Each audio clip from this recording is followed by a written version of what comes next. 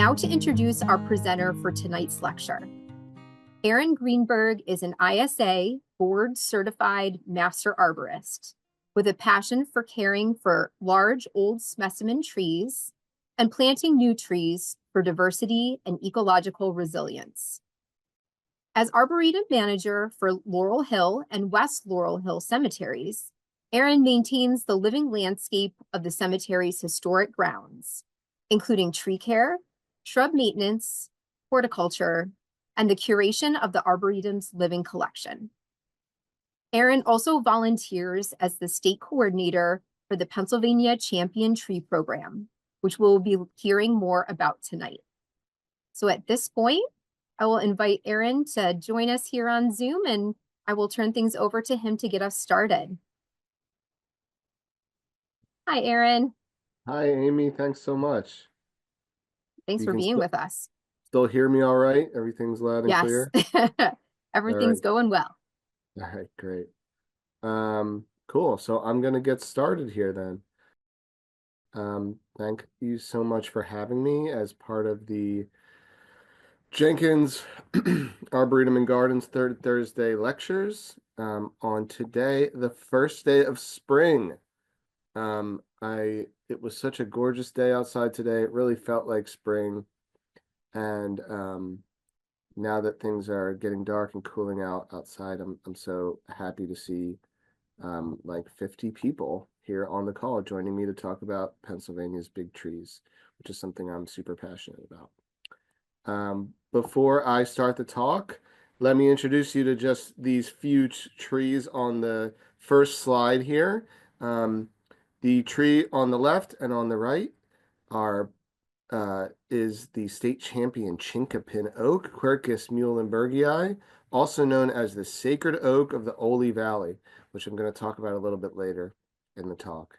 And then the tree right in the middle is the state champion black gum or tupelo tree, Nyssa sylvatica, which is just right up against somebody's house on a private residence in Phoenixville. So we're going to see lots of pictures of trees tonight, and I'll try to let you know what they all are. So a little bit about me. You don't need to know too much. Amy gave a great introduction, and thanks again for that. This is me right here with the long beard. No, as I put this slide in because this is really how I got my start. Learning about and loving plants was in agriculture. I worked for a time as an organic farmer and got a lot of pleasure out of that, hanging out with my friends, the goats, but really more growing vegetables and learning to love plants. I decided a career in agriculture wasn't necessarily for me, so I ended up doing an internship at the Morris Arboretum, where I learned all about arboriculture, became a certified arborist. And I now have the pleasure of gardening amongst the graves at Laurel Hill, and volunteering my time as the state coordinator for the PA Big Tree Program, where I get to search out, find, measure, hug, and generally hang out with big trees like this gorgeous big sycamore in Bucks County. So what I'm going to do today is I'm going to tell you about the PA Big Tree Program, how it works, how we find champion trees, how we measure them, what we do in that program, and then I'll introduce you to some of the large trees that are on the PA Big Tree Register. And then we'll end by sort of talking about the value of big trees and why we care. So the Pennsylvania Big Tree Program is part of the Pennsylvania Forestry Association, the PFA, which is the oldest community-based citizens forestry organization in the nation. It was founded in 1886, really in response to the widespread destruction of forests throughout Pennsylvania. When William Penn founded the state in 1682, Pennsylvania was forested from east to west. You've probably all heard the old adage that a squirrel could travel from the eastern side of the state to the western side of the state and never touch the ground, just stay in the canopy the whole time. And that was really, it's obviously apocryphal, but it was really true. I mean, this was a really forested state. And by the late 19th century, the state was pretty much clear cut.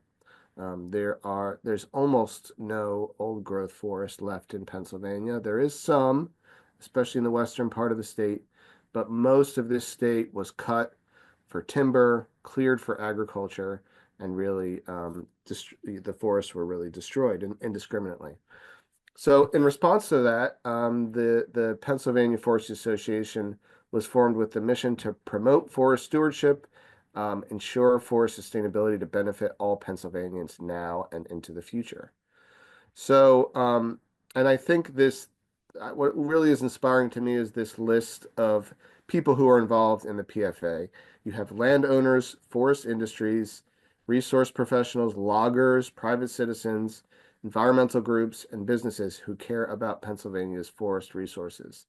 Um, it's not often you see an organization that includes both loggers and environmentalists, right? But the point of Pennsylvania Forestry Association is to have forests in Pennsylvania in perpetuity, whether you care about them from an environmental perspective or a forest industry perspective.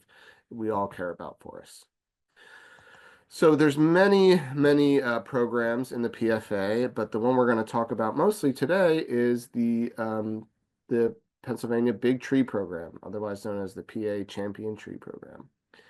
And the Big Tree Program was started over 50 years ago with the idea that big trees have big benefits, and we should really be learning and knowing and caring about the big trees in our state. So it's a register of big trees that's really meant to be a community resource.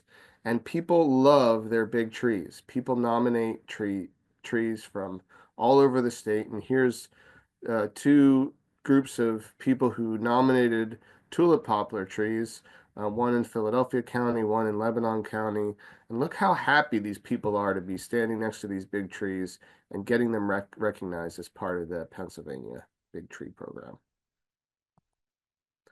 So really what the PA Big Tree Program is it's a register. It's a list and a collection of data on all trees in Pennsylvania that are large for their species.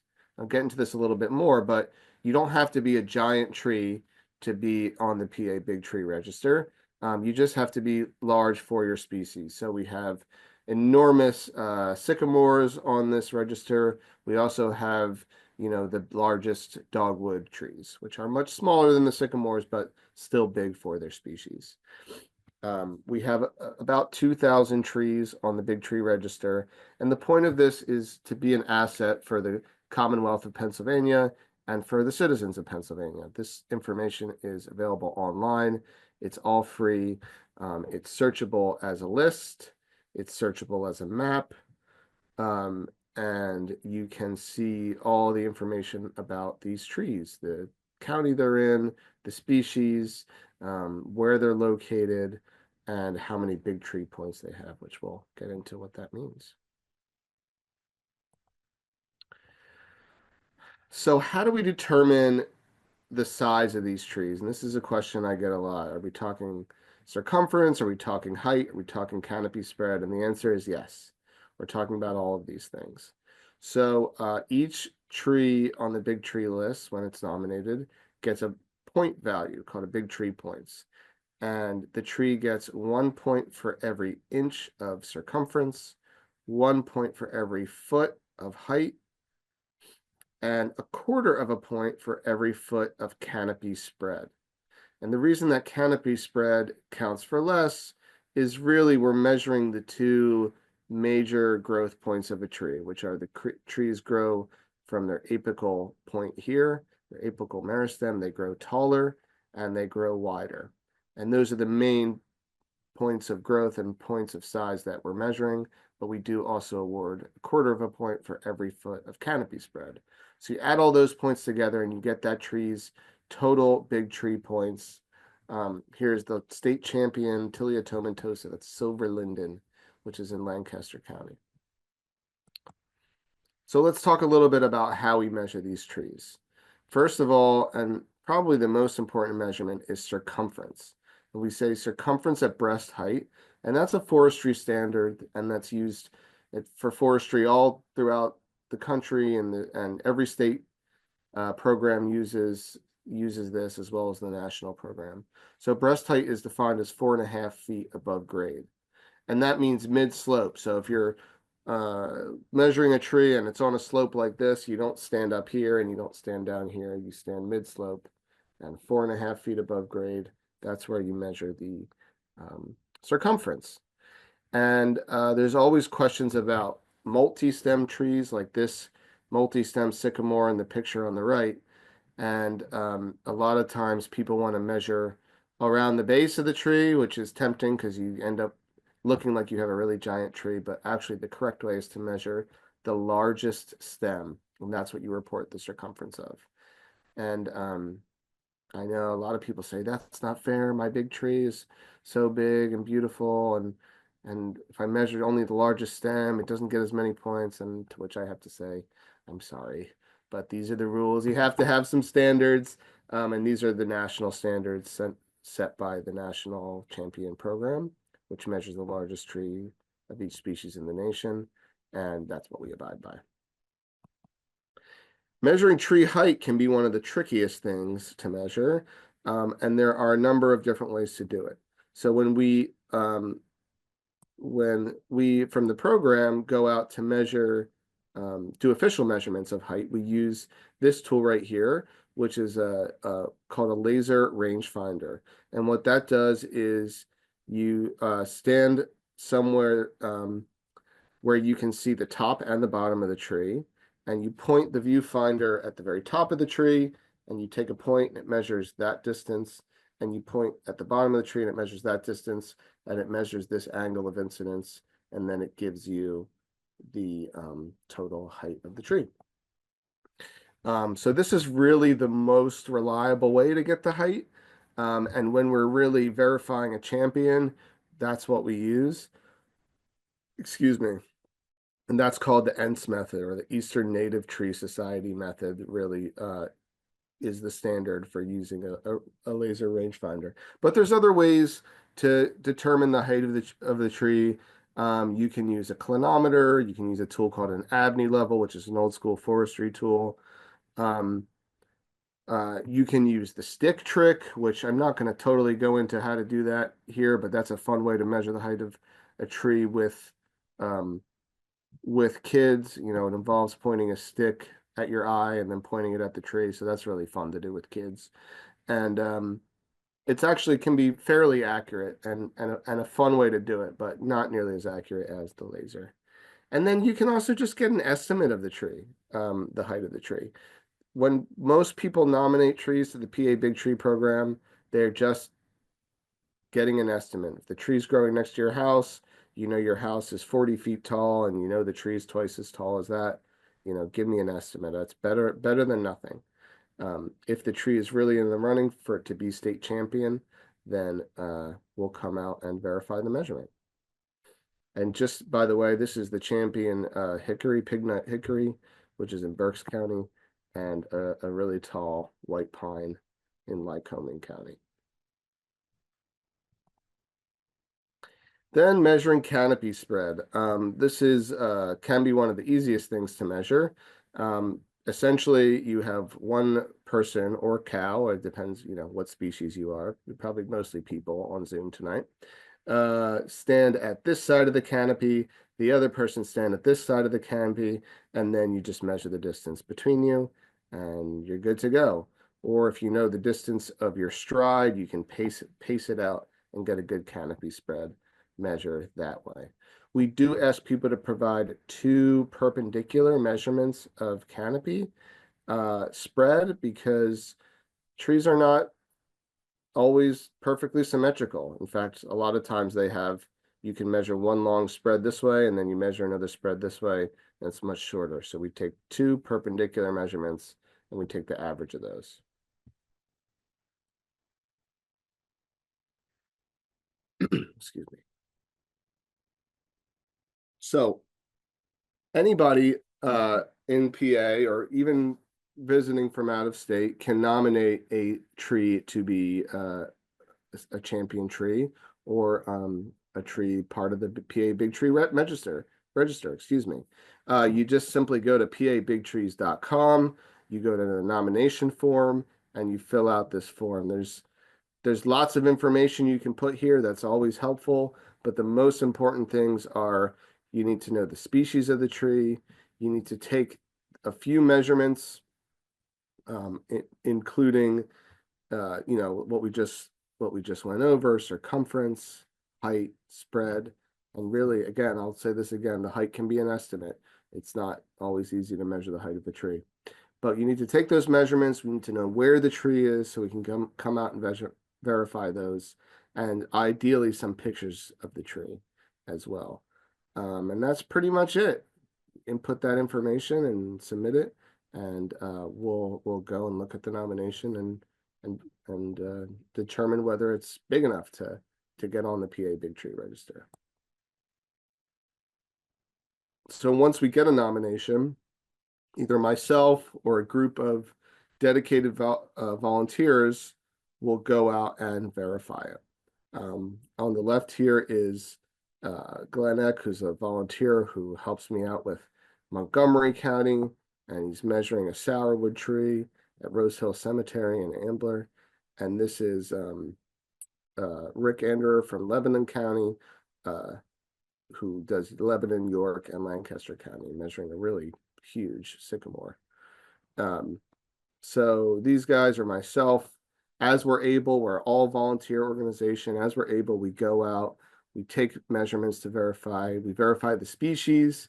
Sometimes people nominate a black oak and it's really a red oak. We try to go out and get the right species.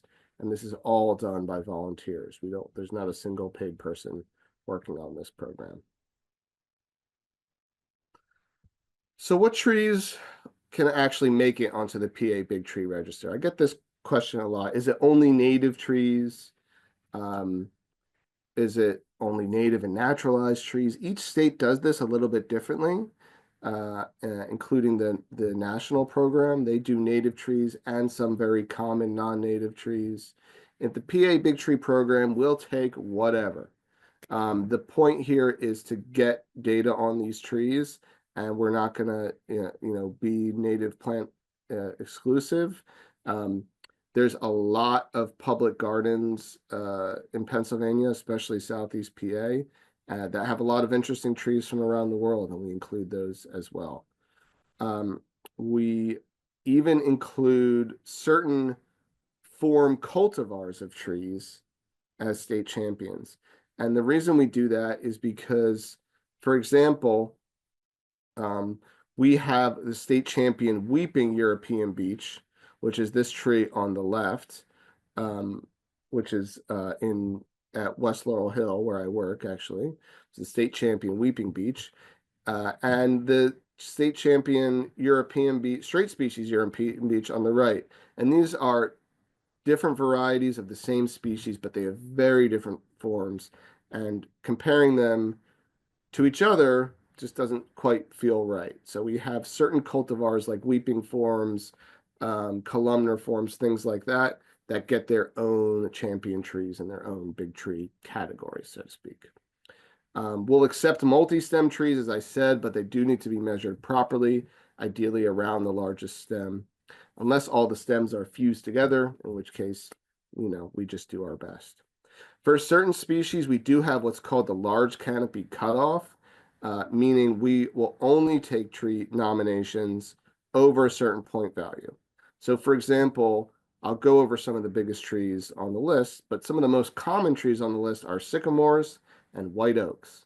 And there's, over 100 of each of those specimens on the big tree list. So at this point, we are only taking sycamores and white oaks that have at least 300 big tree points. If it's smaller than that, I'm sorry, it's still probably an excellent tree, but it won't make the list.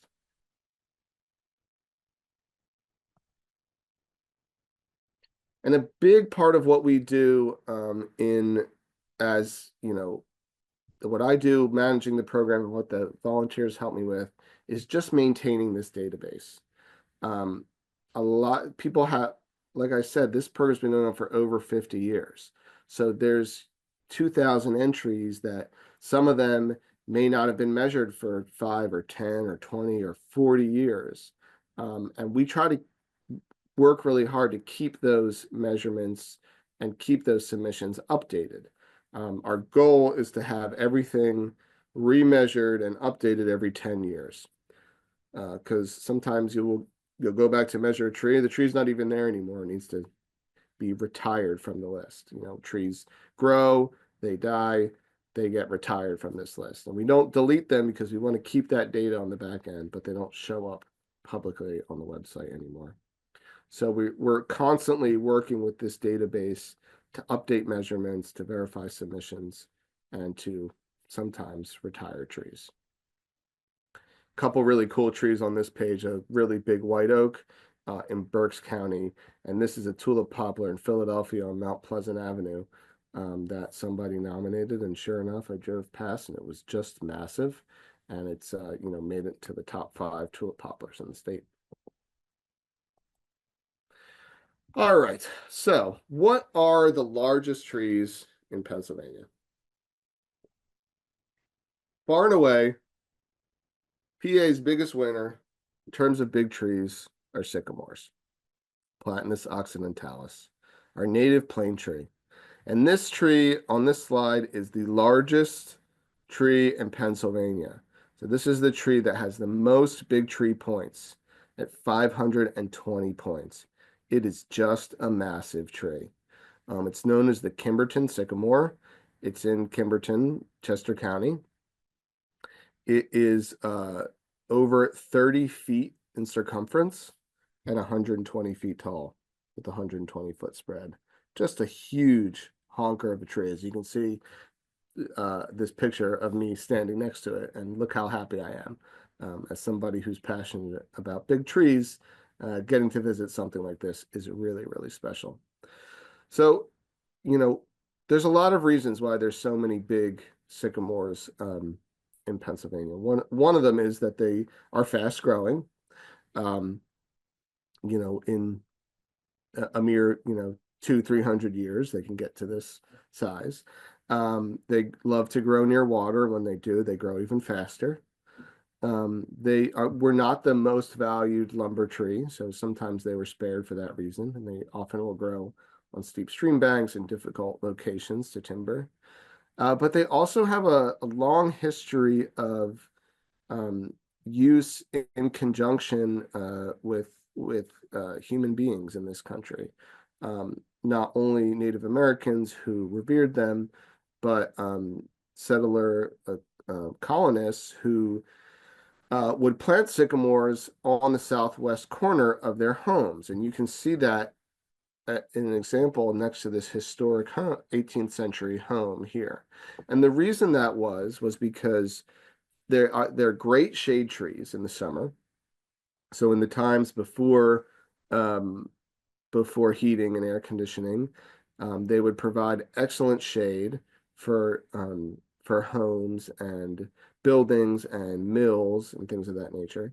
But then they lose their big wide leaves as the weather starts to get cold in the fall, and they start letting in. They have not a lot of little tiny branches. They have big thick branches, so they let in a lot of solar radiation onto those buildings as soon as the weather starts to get cold. And they take their time putting their leaves on in the spring too. So really in those cold weather months, they're letting the sun in, and then once they put those leaves on, they're big wide leaves that provide good shade. So these were often used for heating and air conditioning. And when we go to verify nominations of sycamores, you'll often see them associated with historic homes, historic mills. Sometimes you'll even see them and they seem like they're kind of in the woods, but then if you dig around a little bit, you'll see the foundation of an old home or an old building, and you know that sycamore was planted for that reason. So that's why you see a lot of big old sycamores. So this tree, again, biggest tree in the state. Now, for a long time, this tree on the left looked like it was the biggest tree in the state when you went on the PA Big Tree Register. And the reason it looked that way was because it had 529 big tree points versus the Camberton sycamore, which only had 520 big tree points. And the reason was because it had a 382-inch circumference, but that was measured at 2 feet. So it was measured all the way around all these big stems, which, as we talked about, is a big no-no for measurements. So for the longest time, this tree sat at the top of the list, and it always bothered me. And finally, a few weeks ago, I went out. I convinced my family that we should do a weekend trip to Mercersburg, PA, just so we could go and find this tree and get it off the top of the list. Now, it's not that I wanted to dethrone it necessarily or give this tree a hard time. It's an incredible tree. And it's surely a big tree. I mean, look at the size of this. It got 4 massive leaders, and each one bigger than the last. I mean, they were like 12, 13, 14, and 15 feet around. I mean, huge, huge tree. But originally, the circumference was measured down here. We worked to measure my brother and I worked to measure the largest stem up here. And it went from 529 big tree points to 323. So way, way, way down the list. Still a massive tree, at 110 feet tall and 131-foot spread, but it doesn't get to be at the top of the list anymore. I also, just this year, back in January, got to visit the number 2 and number 4 trees in Pennsylvania, trees of any species, which were also both sycamores. And these guys are growing together on an incredible private property in Chester County in the town of Lincoln University. And you can see this picture in the middle. Here's number 2, here's number 4. They're both growing in this gorgeous old farm field. That was apparently this property used to be full of sycamores and actually had a small factory that worked making like shingles out of the sycamores or something.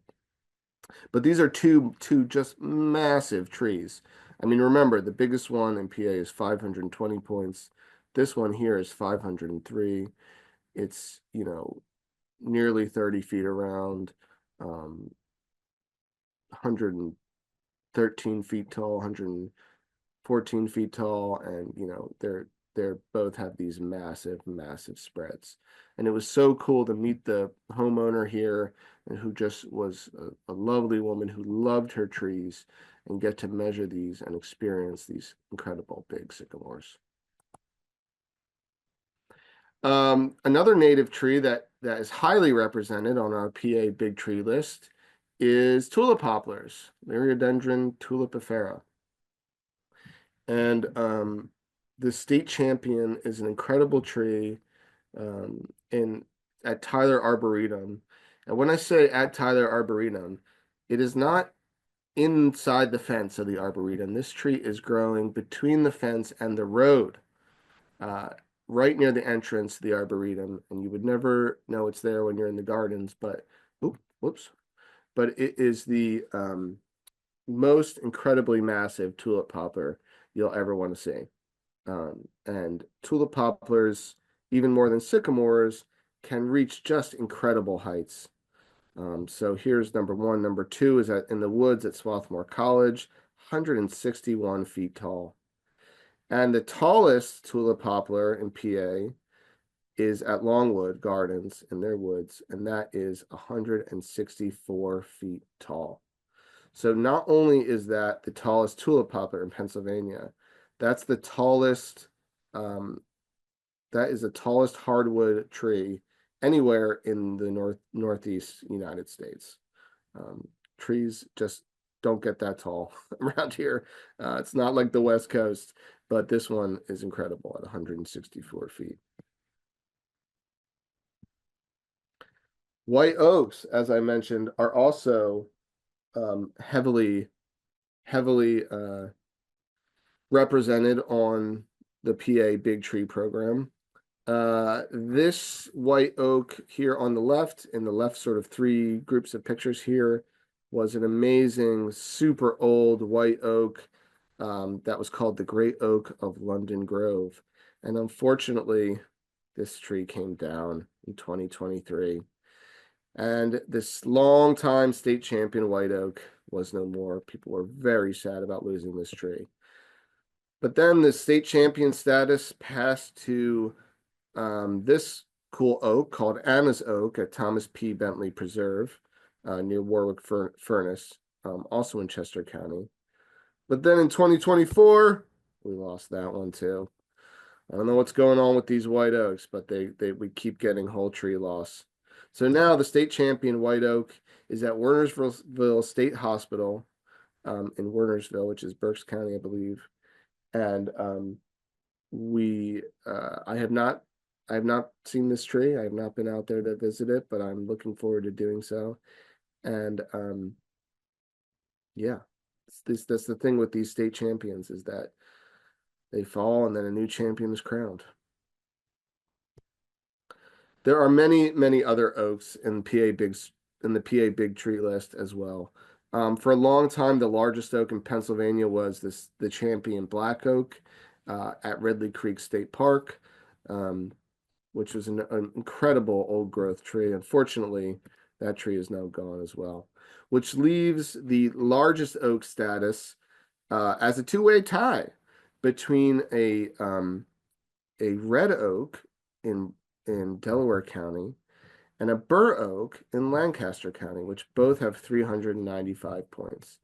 And this bur oak is pretty incredible. It's growing in front of a house in Lancaster County, a private home, and was probably planted in association with the building of this home, which is about 200 years old.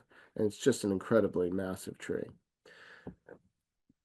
Excuse me. But this red oak right here in this picture is really incredible. This is a tree growing in Broomall, of all places. And I just pulled this from Google Maps. So here's the address where this is growing on Beech Tree Drive.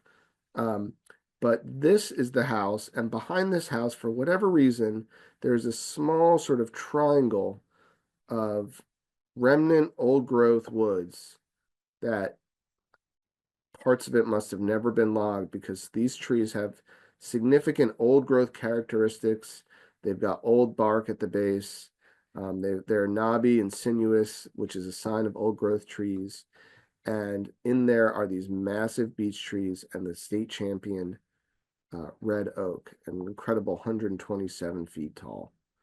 Really a cool thing to find in the middle of a really residential area.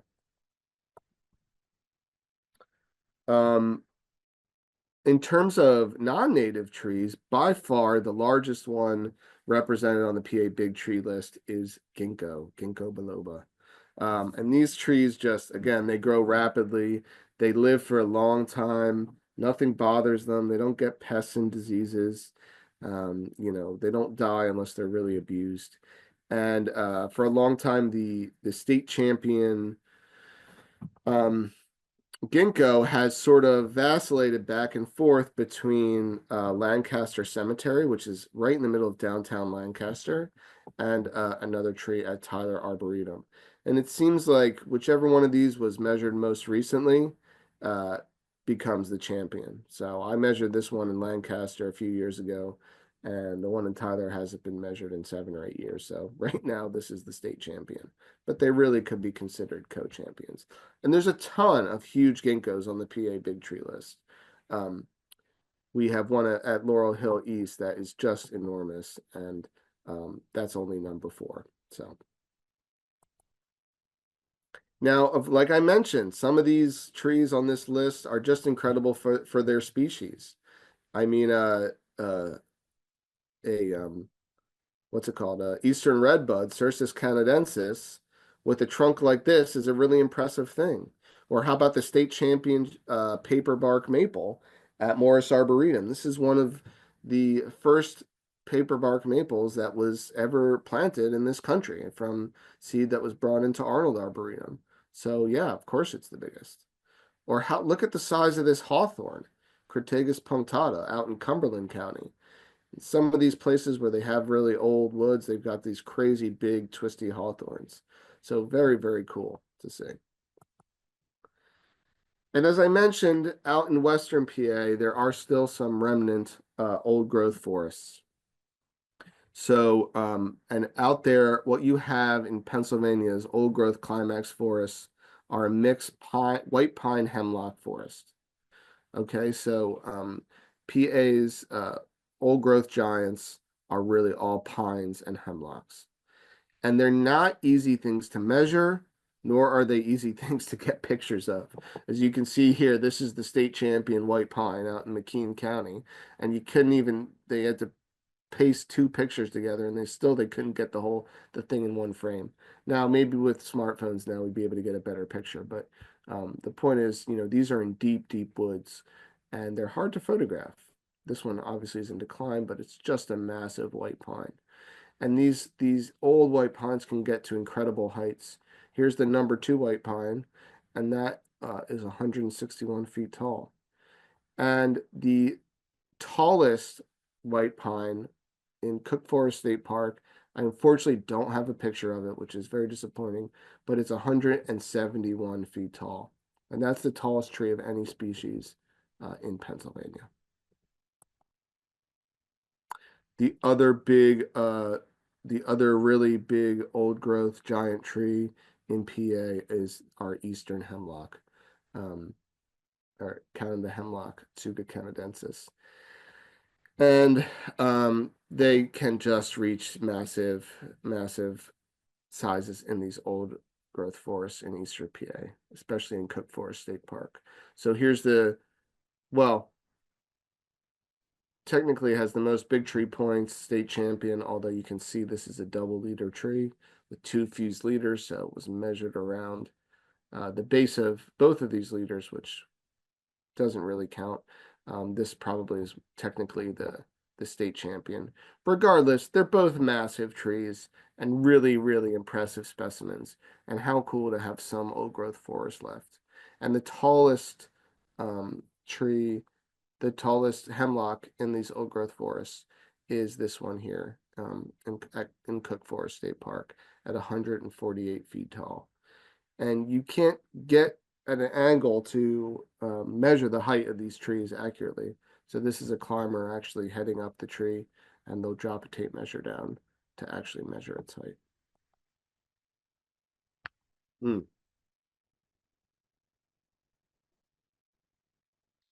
All right. I get this question a lot. When I give tree tours or I talk about big trees, people want to know how old is this tree? Okay. Uh, and I want to drive the point home that being a big tree does not necessarily mean that you're an old tree. Okay, it totally depends on site conditions. And to give you an example, here is the state champion um, chestnut oak, Quercus montana, which is actually in Howell Park in Philadelphia. I got the opportunity to visit this tree just a few months ago, and I should really update this photo because it's a terrible photograph. I apologize for that. But you can see that this massive chestnut oak is an open grown tree. And what that means is this was probably part of an old estate, and it was growing out in a field in perfect full sun. And it's probably, 150, 200 years old, dating back to the age of whatever of that Howell estate. Trees that are open grown or near a really good source of water can grow much more quickly. In comparison, this twisty tree right here is a chestnut oak in Otter Creek, by Otter Creek in York County. And some folks noticed that this tree was showing interesting old growth characteristics. One of the characteristics of old growth tree is increased sinuosity, meaning they start to curve and twist in their trunks like this. And can be from hundreds of years of conditions changing, and now the light's over here, and now the light's over here, and they tend to be more sinuous as they get old. So this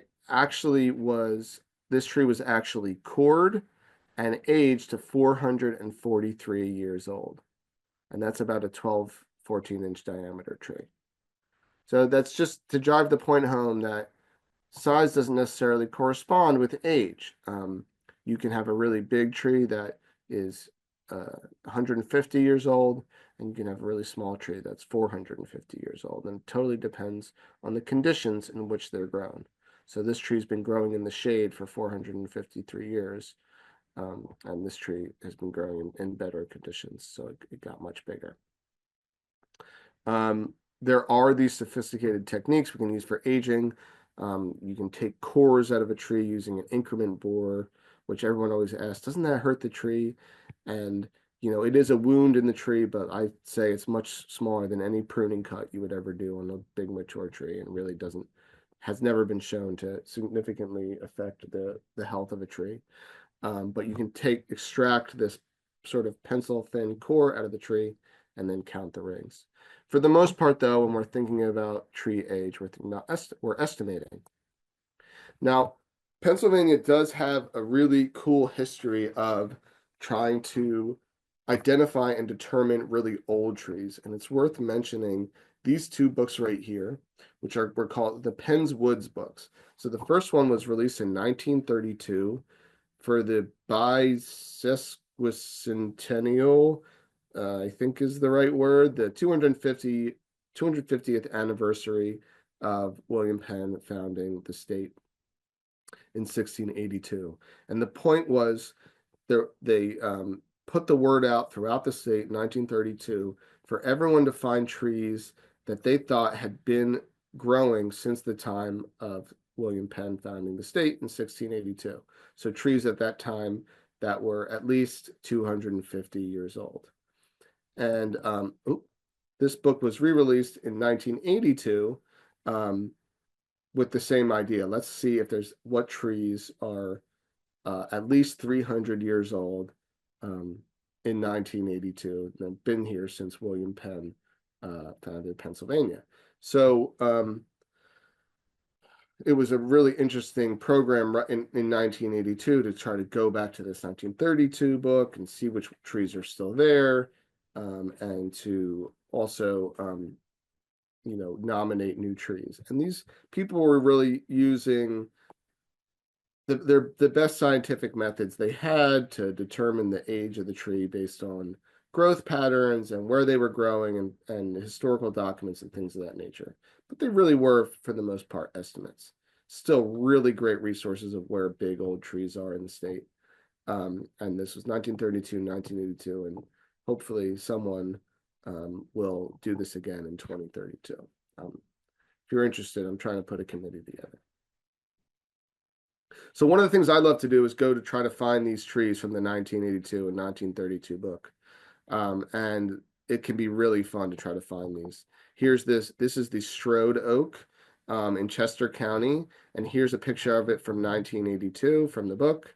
And I was able to go find it in 2021. And that's estimated to be over 325 years old. A really cool white oak. Here's a old sycamore, estimated again around 325 years old, called the Bonsall buttonwood. Buttonwood's another word for sycamore. And here's the picture of it from the 1932 book. And here it is in its current form in 2019. And then sometimes you go to find one and you find a stump. This was called the Wawasset oak, a Quercus alba, a white oak that was there in 1982. And when I went in 2021, this is now land that's part of the Chester County Brandywine Red Clay Conservancy. And this tree that had been estimated at 325 years old in 1982 was no more. The cool thing, though, was that when I did a post about this, somebody sent me this, which was there was actually information about when this incredible big white oak came down. It came down in 2016. And because it fell, they were able to actually count the rings and age the tree to 448 years old. So this tree was actually older than they thought it was and germinated in 1568. Pretty incredible. And this is why we have lots of great white oaks on the big tree list, because they can live to really a ripe old age if they're allowed to survive and can escape the axe. All right. So why do we care? Why are big trees important? Um, we know trees are valuable. Okay, this is the view from my front porch. I live in West Philadelphia. You can see at least 8 different, no real huge trees, but you can see at least 8 or 9 different species of trees just from where I sit on my front porch. And trees are valuable for a ton of reasons, right? They sequester carbon, which helps us in our fight against climate change. They create oxygen, which we need to breathe. They mitigate stormwater, and especially in an urban environment like the one I live in, that's a huge thing. They prevent stormwater from hitting the pavement. They arrest it, they suck it up through their roots, and prevent runoff into our already overtaxed watersheds. And they support wildlife. They support pollinators, tons of pollinators, and when they flower, they support herbivores that eat the leaves. And big old trees, especially, support a lot of wildlife as they grow and they get decayed, and they have cavities. They can support a ton of wildlife in those cavities.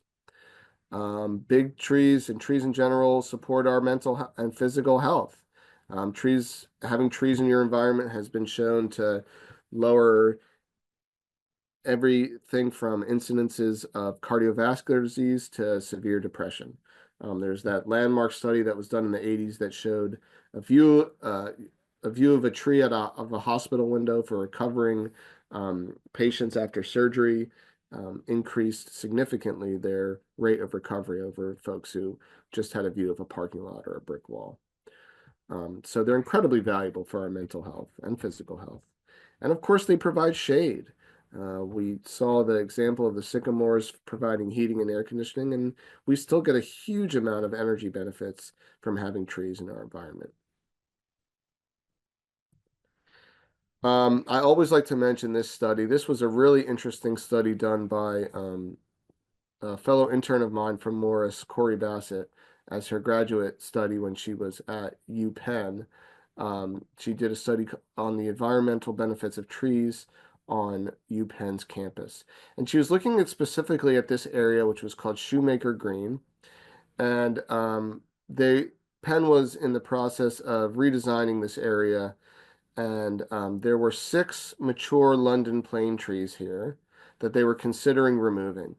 And what Corey did was she took data on these trees, took size data and everything, and they ran them through a program called iTree, which can be used to quantify the ecological value of trees. And she did that and compared it to all the young trees of 1, 2, or 3 inch diameter on UPenn's campus. And what she found was that these 6 trees, mature trees, not huge, but mature trees, had the ecological value equivalent to 1,316 of those small sized trees. So let that sink in for a second. 6 large mature trees had equivalent ecological value to 1,300 newly planted trees. So this should make you think when you are thinking about cutting down a big tree and it's okay because I'm going to plant another tree in its place. Well, unless you're planting 1,300 trees, or unless you're willing to wait 100 years until that tree gets big, it's not equivalent in terms of ecological value. So I thought this was interesting, and I decided to do a study of my own using the trees at Laurel Hill where I work. So just to show you what you're looking at here, we have about 4,000 trees in our collection, okay? These are all the trees here on the left.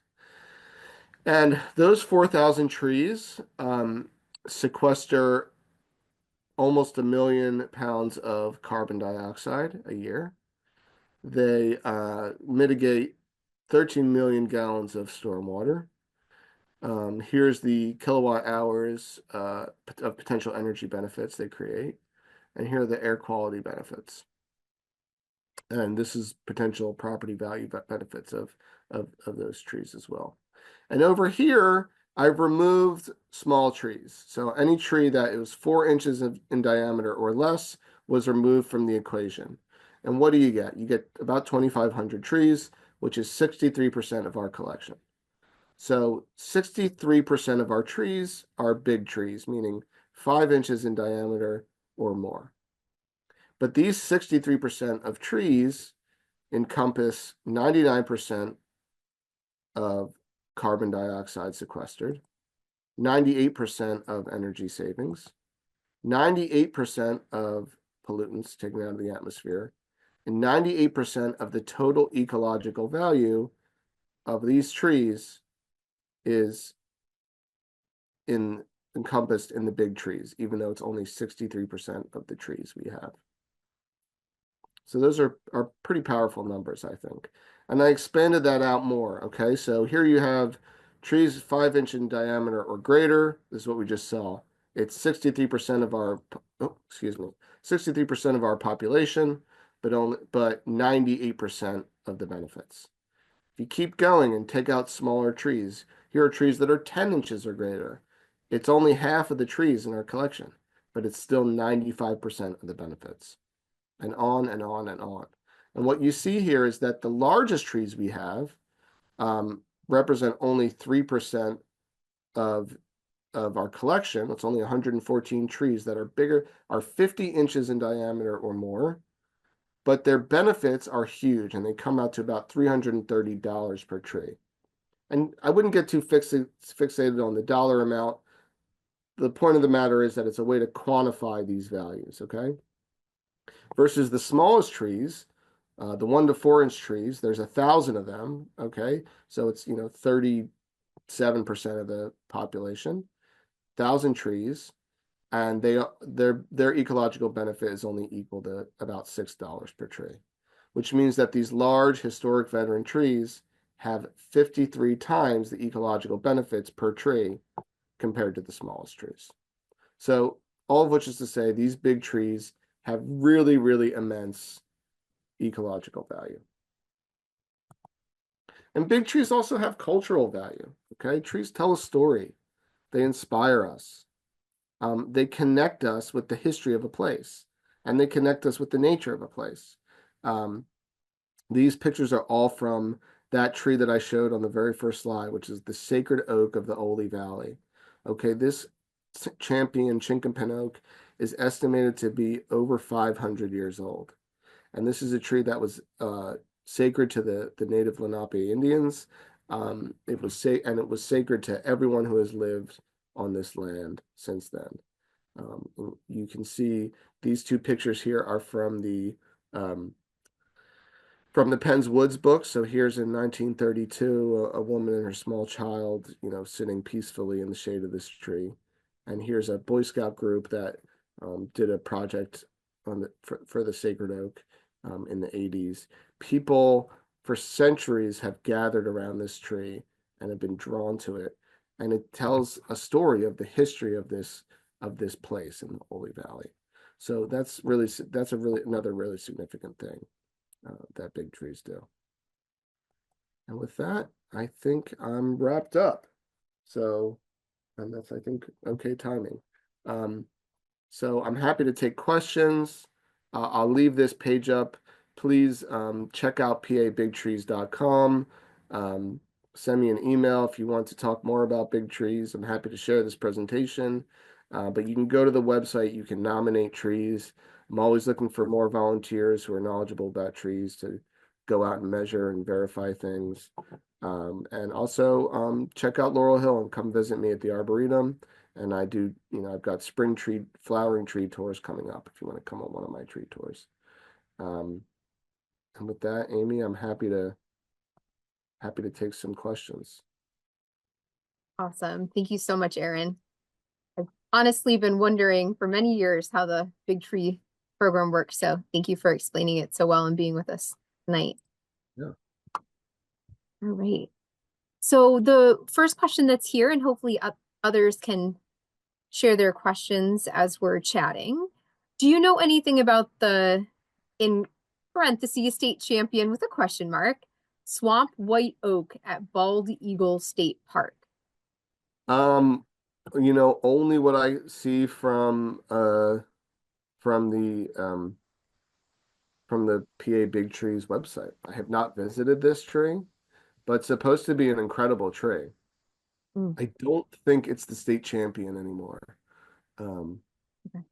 yeah, but that can be easily looked up on pabigtrees.com. It's supposed to be an incredible tree, so I don't know if whoever asked that question has had a chance to visit it, but I'm jealous. I'd love to see it. Mhm. How does I one have a sign up? question. Yeah. Yeah, I have a question for you, Aaron, about I was intrigued by the National Champion Tree Oh, Program. So are any of the Pennsylvania trees of national caliber? yeah, so that's a great question. There are a few, but not many. Although Okay. the national program just got revamped. For pretty much forever, it was run through a program called American Forests, and Okay. American Forest stopped administering the Champion Tree program. They are focused on other things, including the tree equity score and doing some really good work. But they actually, the University of Tennessee has taken over administration of the national program, and it's got Hmm. great, new, really new, enthusiastic leadership. And they just are now in the process of receiving new nominations and totally revamping it. But in the past, there were a few national champions, including the water locust, Cladicea aquatica, which is an unusual tree, and there's a national Hmm. champion one in somebody's yard in Mount Airy, believe it or not. And we also have the national champion, um, Metasequoia glyptostroboides, the national champion Dawn Redwood, which is at Longwood, and is 137 feet tall. So people always ask how big Dawn Redwoods get, and that's how big that's how big they can get. Yeah, that's awesome. Someone was asking about signing up for your tours at Laurel Hill that you mentioned. Would it be the website that you have on the screen? They would go there and find your tours? Yeah, Hello, exactly. little one. This is my son Sylvan, who has escaped the babysitter, apparently. Um, yes, yes, you can go to Laurel Hill's website and find information about my tree tours. Okay, awesome.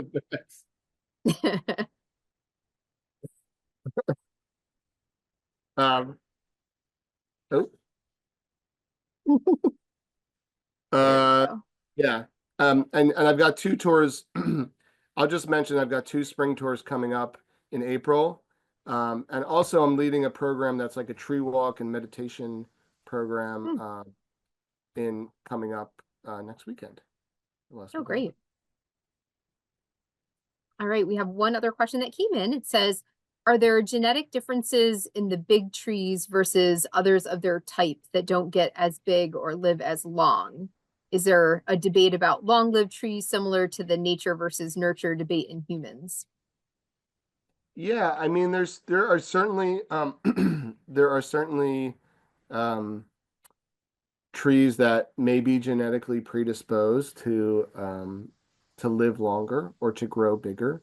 There's especially, in trees that are not cultivars, that are seedling grown, they have high genetic diversity, and um, there's certainly evidence that certain trees that have grown really large or that have lived a really long time, may have the genetic predisposition essentially for longevity, right? Mhm. So, I mean, there's a whole organization whose name is eluding me right now, um, that just travels the country and to try to take cuttings and propagate some of the biggest and oldest trees in the country. Um, for that exact reason, because the idea is that if these trees have lived this long and have been able to grow this large, they're incredibly resilient, and that genetic material is really valuable.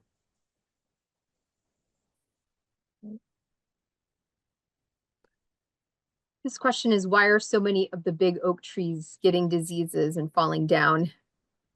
Yeah, so that's there's a variety of reasons why these big trees are coming down. Um, the state champion white oak, there's a lot of theories why, but that tree was associated with a meeting house and a preschool, and has had roads had roads put in near it, and even though the Friends tried to take really good care of it, there was traffic and compaction for years and years, and probably had some root rot and root issues related to compaction, which is why it failed at the base. Other large trees are succumbing to invasive pests and diseases. A lot of our red and black oaks have gotten bacterial leaf scorch, and some have succumbed to that. Um, so it's usually not just one thing. Uh, Trees that are really large and over mature can enter what's known as the decline spiral, where because they're so big, it takes so much resource to keep them going. If one thing happens, they lose a big limb, or they get exposed to disease in that way, and the disease gets in, and then that weakens them further, and then the insects get in, and they get into this spiral of decline. And sometimes they're just mature and at the end of their life, and that just happens. Gotcha. Sad when it happens. Is the ecological scoring system that you mentioned available for the public to evaluate trees on your property? Yeah, it sure is. It's called iTree, and it's something that you can explore, and just Google iTree and check it out. There's a number of different versions for it, and versions of it, and you can use. I'm pretty sure there's at least one version that's very sort of public facing and friendly to give you the ecological values of your own trees. iTree.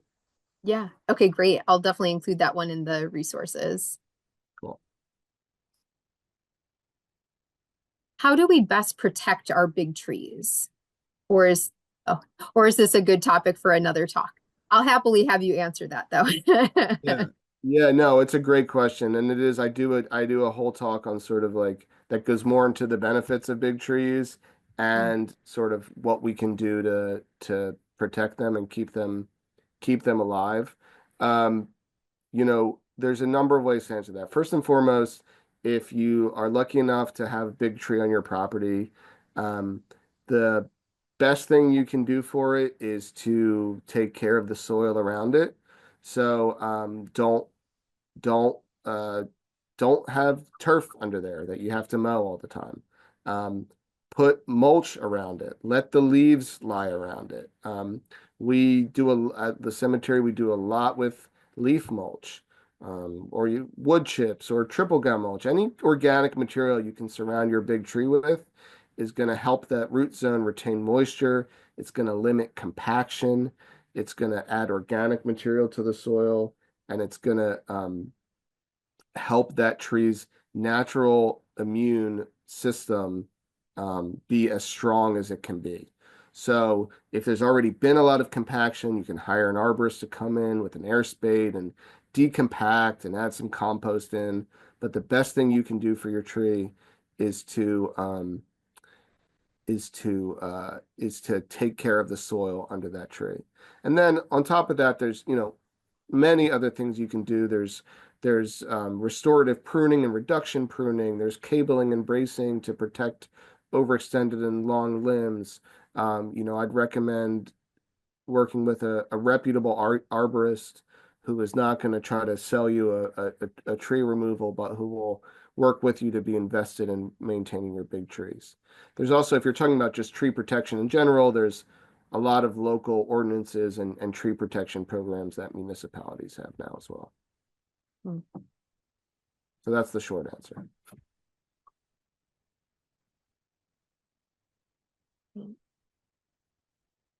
Um, Any last questions? I know there were, so it says, was that itree.com? I will look that up and I will share that in the resources link that I send out with the presentation. So I'll do a little bit more digging for that. Um, Um, ooh, I like this question. Any idea how many champion trees have lightning protection? uh, I don't know how many do, but it's, I would really only recommend lightning protection for somebody with resources and somebody that has a really big old tree that they really want to protect. So I don't know how many champions have that, but lightning protection is very labor intensive to install and also to maintain. It needs to be Hmm. maintained every few years. Um, but it is a really good way to protect trees from being struck by lightning. So yeah, that's a sort of an answer.